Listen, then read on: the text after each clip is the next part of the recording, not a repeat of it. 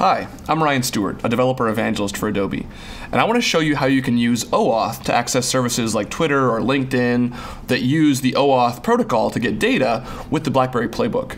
And I'm going to show you Blackberry specific content here, but you can really use this for any Flash AS3 application that you want.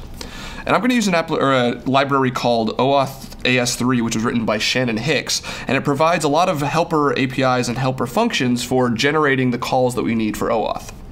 I won't go into a ton about how OAuth works, but essentially what you do is instead of putting in your username and password into an application that wants to access your data from, say, Twitter, you can actually go to Twitter and authorize that application and then let it use it without having to put in your Twitter username and password and compromise or potentially compromise that. So here we have a bunch of information we're going to use to access Twitter. When we go to dev.twitter.com, we'll sign up for an application, so you actually have to register your application with Twitter, and they'll give you a series of keys and API URLs that you can use to essentially exchange tokens and eventually get access to data from Twitter. So here we have the consumer secret, the consumer key, and a bunch of URLs that we'll use when we want to actually make the request access. Now the first thing I want to do is call an init function, and we're going to start this whole process off. And I've got a lot of the code here, so we'll do OAuth init. And essentially the first step for requesting OAuth data is going to Twitter, in this case, and saying, Twitter, I want to request this person's information. So to do that, we're going to use the consumer key and consumer secret that we got from Twitter to build an OAuth consumer. Then we're going to make an OAuth request using that consumer to get what's called an access token so that we can actually call the information from Twitter. So when we do that, I've got also some UI here, so we're basically going to have a login to Twitter button, and when we click that, it will call an onClick function that starts the whole process off. OAuth request. So here we have, basically, we've got this onClick function that will be called when we click login to Twitter, and it'll build the request for us and just use URL request and URL loader to go to Twitter's servers and make that request for their information. When we get that back, we actually have to authorize the application. So it's not just good enough to say, Twitter, I want to access the information. You have to have the user approve your application on Twitter's servers before you could actually get information back from it. So in this case, we're going to create an authorize this application button, and we have this onAuth click function that's going to be used to make the click or make the authorization request. So let me do OAuth. Auth click.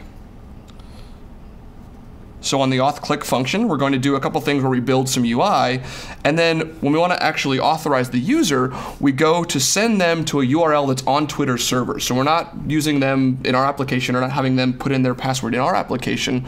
We're going to use navigate to URL to build a request based on our request token that we got to send them to Twitter servers and then get the approval button for them to click on Twitter's site, where Twitter will say, yes, this application can now access data from the user who is letting them access it. So once that happens, we're going to get a PIN number from Twitter, and the user's going to have to put the PIN number from Twitter into your application so that you can then make calls on their behalf and request your friend updates or update your own status. So we'll do. So we built the UI here. You can see we've got some containers in the label for that. Put in your PIN to Twitter, and then when they click the button, we're going to do an onDataClick method or on getDataClick. So we're going to use that PIN number to then get data from Twitter and make the status call.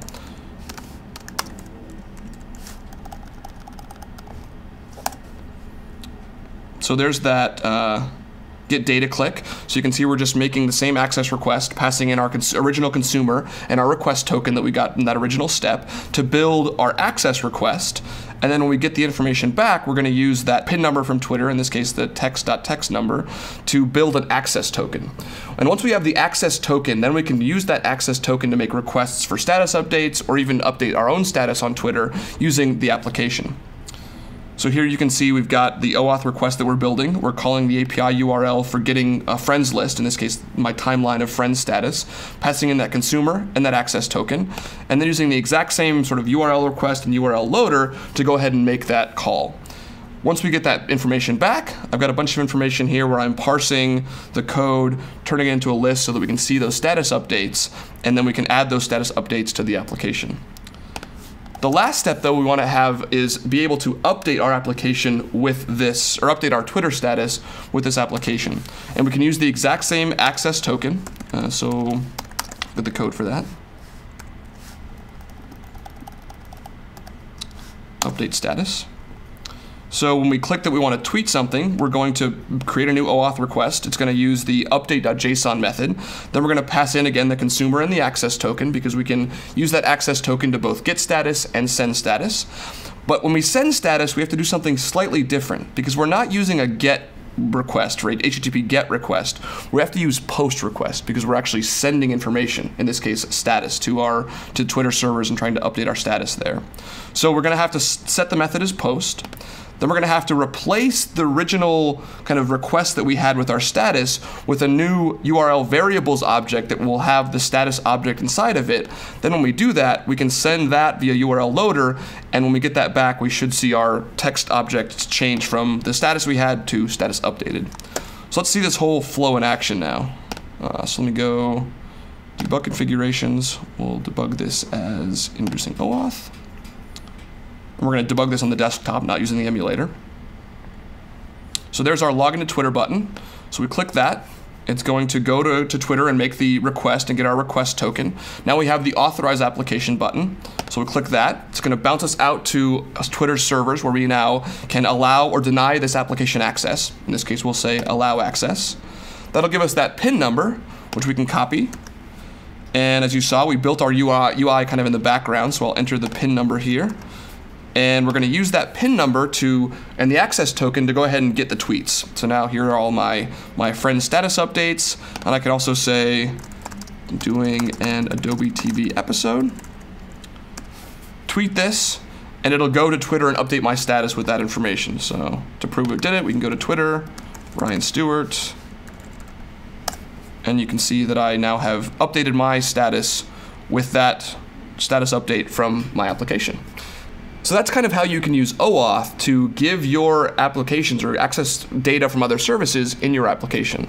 It's kind of a complicated sort of process at first, but once you start going through it and get it down, it's relatively easy, and it's a very, very powerful tool to use, because a lot of big sites are using this to expose their data to third-party applications. If you want, there's a lot more information on my blog, blog.digitalbackcountry.com, and I have a post up about this and how to use it with a little more detail. And you can also grab all of the code from this example on GitHub at github.com/Ryan Stewart. Thank you very much.